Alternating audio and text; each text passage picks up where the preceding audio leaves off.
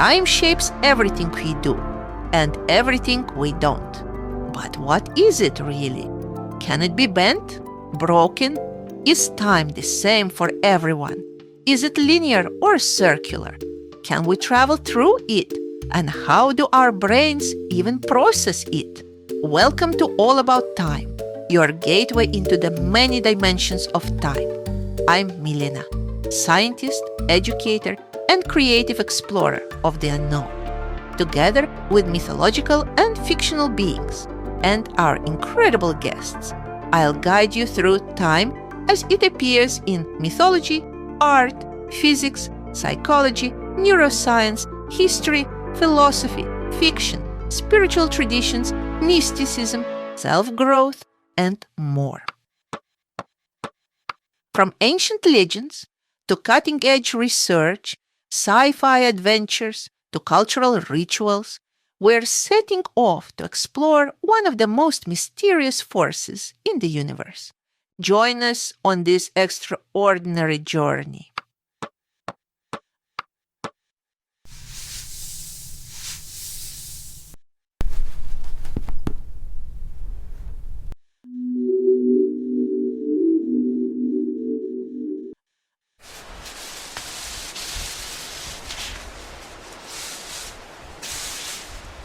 Who are you?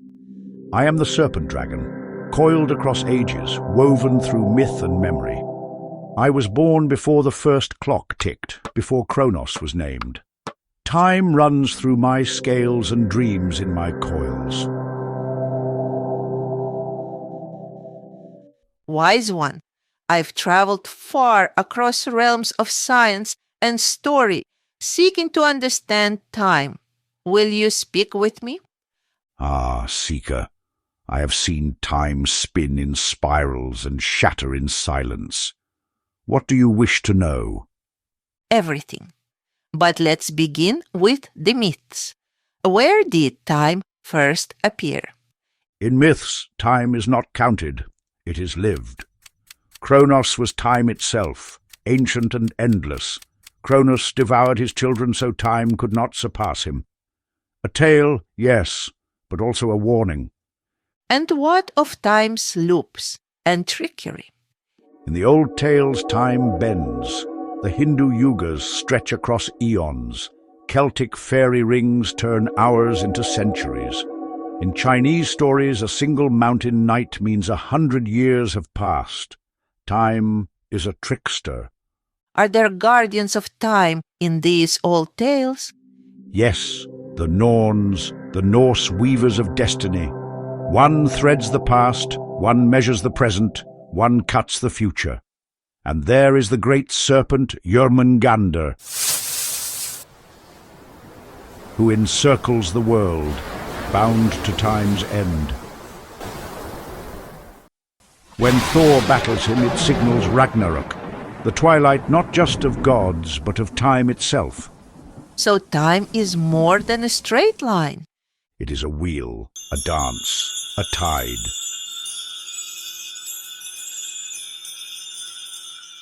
What do artists see in time? They see its dreams. Salvador Dalí, in The Persistence of Memory, painted melting clocks to show how time warps in the dream world, elastic, fluid, disoriented. Renaissance artists, in contrast, placed hourglasses beside skulls and extinguished candles, reminding viewers that time is finite, a vanitas of mortality. Later, the Serbian performance artist Marina Abramović transformed time into a physical ordeal. In her piece, the artist is present. She sat in silence for hours, inviting strangers to sit across from her. Time became not just measured, but felt, stretched through presence, repetition, and vulnerability. In art, time is emotion given form.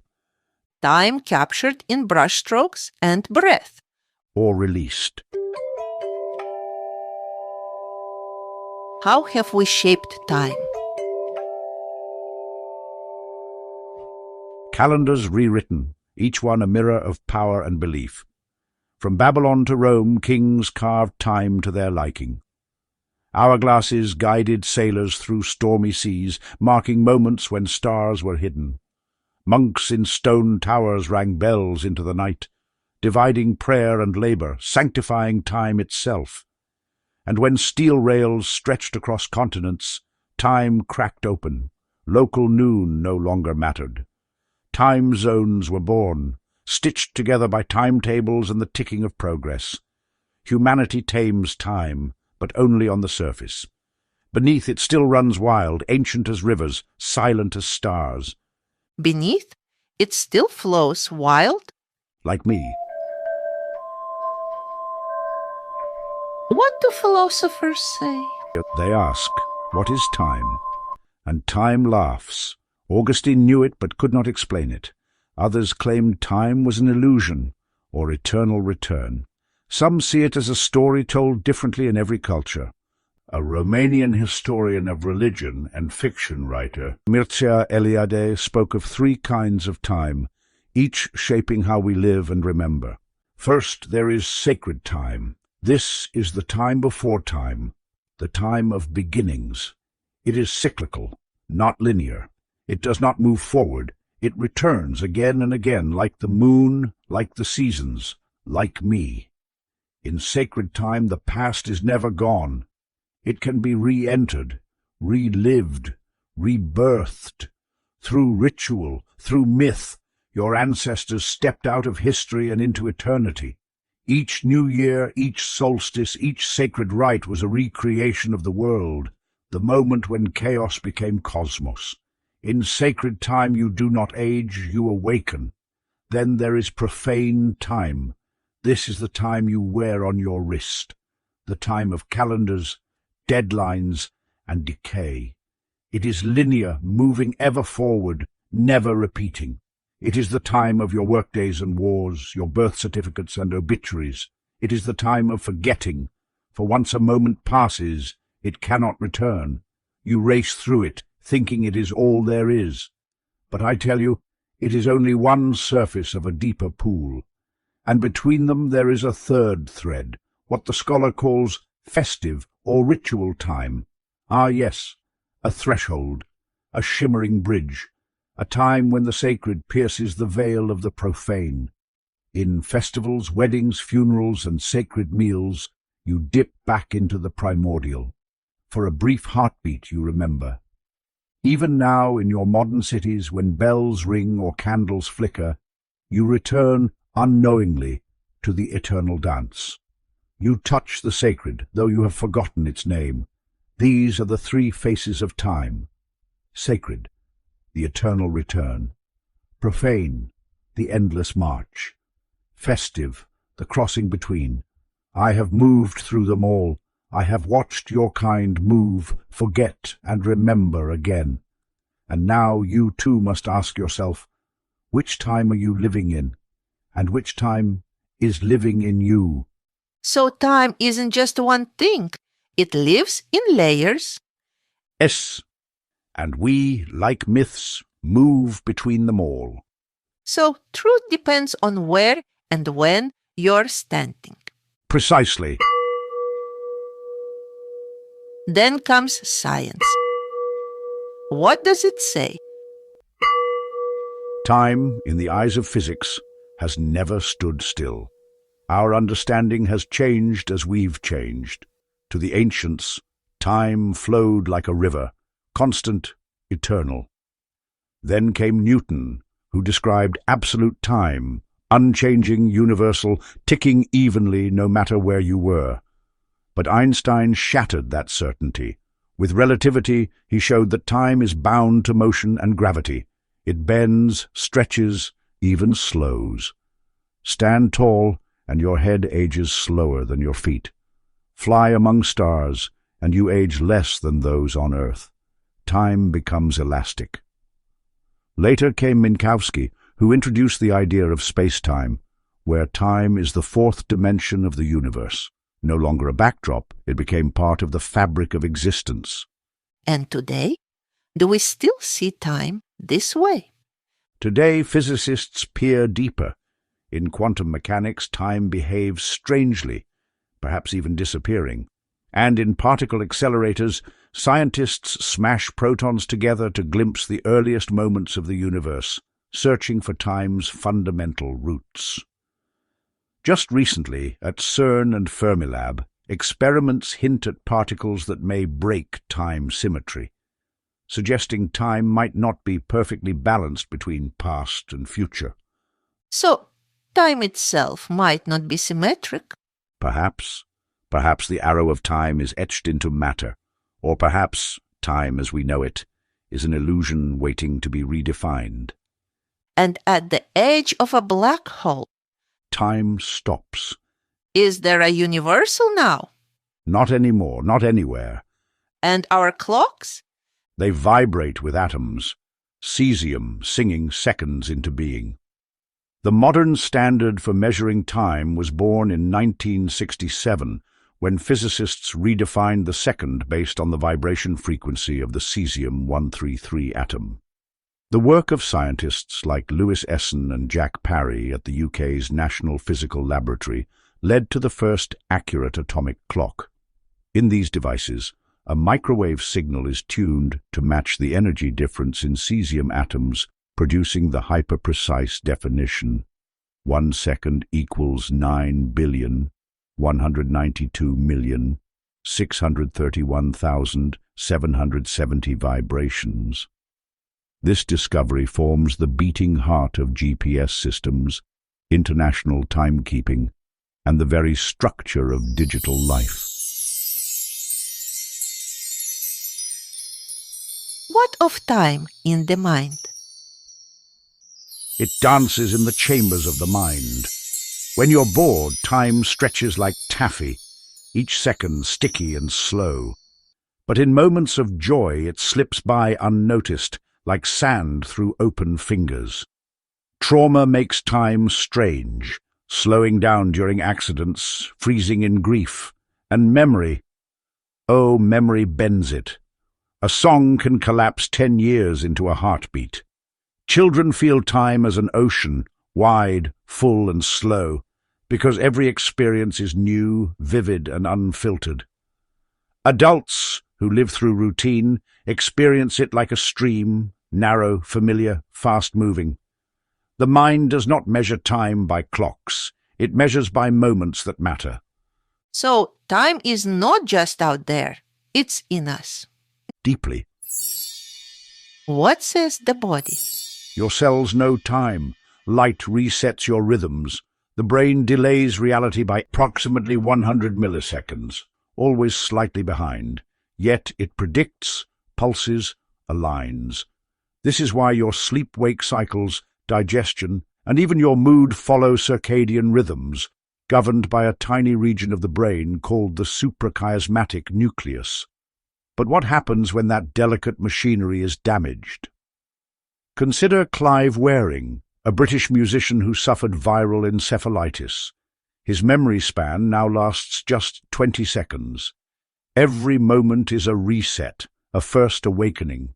He lives perpetually in the now, writing over and over in his diary, "I am finally awake." So, for him, time doesn't flow. It restarts. Precisely. Without memory, time flattens. It becomes a series of disjointed flashes.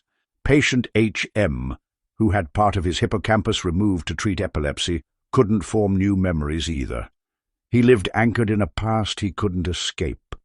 Time, then, is not only measured, it's remembered. And constructed. Your sense of past, present, and future, your inner timeline, is built moment by moment in the mind. We live slightly in the past, while dreaming of the future. As all creatures of time do. And what about fiction stories? Time splinters and folds. Hermione Granger turns it in Harry Potter and the Prisoner of Azkaban, a twist of the wrist, and she attends 2 classes at once, bending academic life to magical will.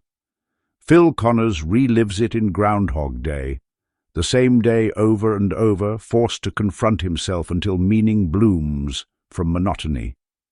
Joseph Cooper falls into it in Interstellar. Propelled through a black hole, he navigates time as both a physical dimension and an emotional bond, reaching back through gravity and love to save his daughter. In fiction, time becomes a tool of transformation. Time loops reveal what we ignore. Alternate timelines test our choices. Parallel worlds reflect our regrets and desires. From Doctor Who to Arrival, from Tenet to the Midnight Library, fiction asks not just what time is, but what we are within it. Time is possibility, a mirror that shows both fear and hope, regret and redemption. We dream of breaking it. And healing through it. What about spirituality? What does the spirit feel? Cycles, death and rebirth, moonlight rituals and sunlit fasts. The now, the sacred now, is a door through which many pass and few remain. In many spiritual traditions, this cycle is more than symbolic. It is lived through reincarnation. Time is not linear, but a spiral of lives returning again and again. In Hinduism and Buddhism, each soul is born, dies, and returns, carrying the imprint of past lives in the deep folds of memory and karma. To the soul, time is not ticking, it is ripening, each lifetime a season, each return a chance to grow, to remember, to awaken. Even in mystical Christianity, echoes of rebirth whisper through sacred texts. Time, in this sense, is not a ruler but a rhythm, and the soul dances to it, life after life. Time as a teacher. And a temple. And the mystics. They step out of time, not merely forward or back, but beyond. Mystics speak of visions in which past, present and future unfold together like pages of an open book. They glimpse what others cannot see, a truth unbound by clocks. The Akashic Scrolls, as they are sometimes called, are said to be a record of every thought, action and event, etched not in ink, but in consciousness itself. Those who enter such timeless space do not feel the rush of seconds, but the stillness of all moments converging. From the mystic Sufis to yogic sages, from seers in the desert to monks in silent meditation, many describe time not as a passing current, but a great ocean of presence. To step into this ocean is not to escape life, but to touch the hidden rhythm that underlies it all. Timelessness. And yet, not absence, but fullness. How, then, do we live? By shaping time. Habits ripple, reflection reframes, journals hold past selves like pressed flowers. Time management is more than calendars and alarms.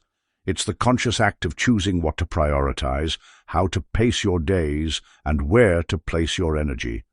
When you track your time, you begin to see where it slips away unnoticed. When you plan intentionally, you bend the arc of your future.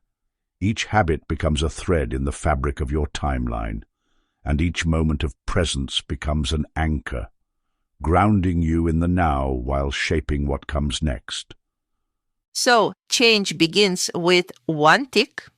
And echoes beyond measure. Thank you, Ancient One.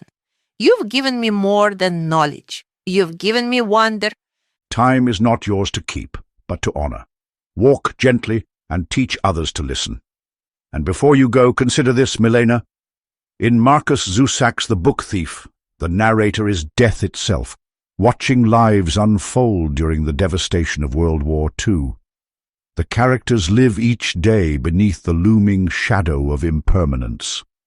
It poses an unspoken question. What do you do with your time when you don't know how much is left? If you were granted just 15 minutes beyond time, what would you do? What would you remember? What would you change?